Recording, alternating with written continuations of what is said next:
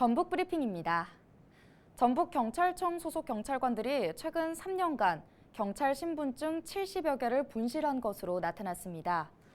전북경찰청에 따르면 전북경찰은 최근 3년간 경찰 공무원증 71개와 흉장 63개를 분실했습니다.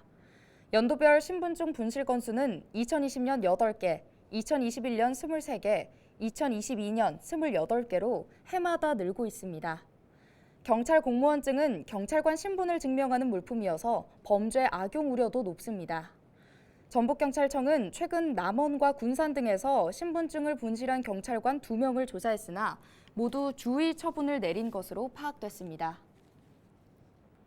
중대재해처벌법 시행 이후 전북에서 10건의 관련 사건이 발생해 11명이 숨진 것으로 나타났습니다. 고용노동부 광주지방노동청에 따르면 지난해 1월 27일 중처법 시행 이후 도내에서 발생한 10건의 중처법 적용 대상은 군산이 4건으로 가장 많았습니다. 또 완주 2건, 전주, 남원, 진안, 김제 각 1건이었습니다. 광주지방노동청은 10건 모두 현재까지 수사 중이며 이 중 단 1건만 전주지검 군산지청으로 송치했습니다. 부안해양경찰서는 22일 새벽 0시 반쯤 부안 위도에서 복통을 호소하는 60대 응급환자 A씨를 긴급 이송했습니다. 해경은 맹장염으로 보인다는 보건의 진료에 따라 의용소방대 응급구조요원이 탑승한 연안구조정을 이용해 A씨를 격포항 119 구급대에 인계했습니다. 앞선 20일 저녁 11시쯤에는 위도에 사는 30대가 칼에 손을 찔려 동맥을 다쳤다는 보건지소에 신고를 접수하고 연안구조정을 급파해 격포항으로 이송하고 119에 인계했습니다. 전 세계 생활체육인들의 축제인 전북 아태 마스터스 대회가 지난 20일 폐회식을 끝으로 9일간의 대장정을 마무리했습니다.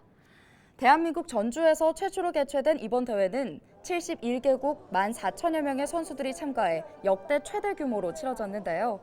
이번 대회에서는 일반 봉사자와 통역 봉사자 등 자원봉사자 3,300여 명이 참여해 대회 운영을 도왔습니다.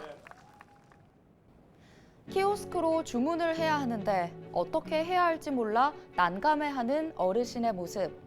AI는 이 모습을 이렇게 그려냈습니다. 한 번쯤 보신 적 있으실 텐데요. 음식점뿐만 아니라 미용실과 주유소, 심지어는 빨래방에까지 이 키오스크가 등장했습니다. 비대면 주문에 익숙치 않은 어르신들은 돈을 쓰는 것조차 쉽지 않다고 하는데요. 조작이 어려울 뿐만 아니라 기계 앞에서 허둥대다 보면 뒷사람의 따가운 눈총에 식은땀이 난다는 겁니다. 키오스크를 좀 더 다루기 쉽게 만들 순 없을까요? 은행 ATM 기계를 떠올리면 방법이 아주 없는 것도 아닙니다. ATM 기계는 글씨를 키우고 음성 정보를 추가하면서 다루기 쉽게 진화했습니다. 이런 가운데 최근 국회에선 키오스크의 실시간 음성 안내 서비스를 제공하게 하는 법률안이 발의됐습니다. 기계가 사람을 대체하는 디지털 사회는 거스를 수 없는 대세가 됐습니다. 이럴 때일수록 사람에 대한 관심이 필요하지 않을까요?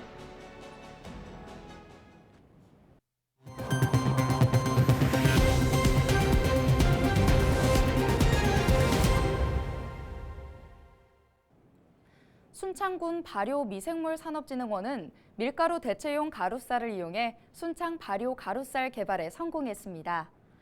발효미생물산업진흥원에 따르면 가루쌀은 농진청에서 세계 최초로 개발된 특수 쌀 품종입니다. 가루쌀은 밀의 특성을 지닌 쌀로서 밀가루 재분 공정 방식으로 빵과 면, 맥주 등을 만들 수 있어 향후 밀가루를 대체할 특수미의 일종입니다. 신민임실군수가 민선 8기 주요 핵심 사업에 대한 현장 점검을 통해 진행 속도를 높이고 있습니다. 심 군수는 최근 올해 지방재정 신속 집행에 대비한 주요 핵심 사업 8곳을 현장 방문하고 사업 추진 실태 등을 점검했습니다. 심 군수는 사업 추진 과정에서 발생한 쟁점 사항들에 대한 해결책 마련과 함께 안전조치 이행을 당부했습니다. 오늘 준비한 소식은 여기까지입니다. 지금까지 전북 브리핑이었습니다.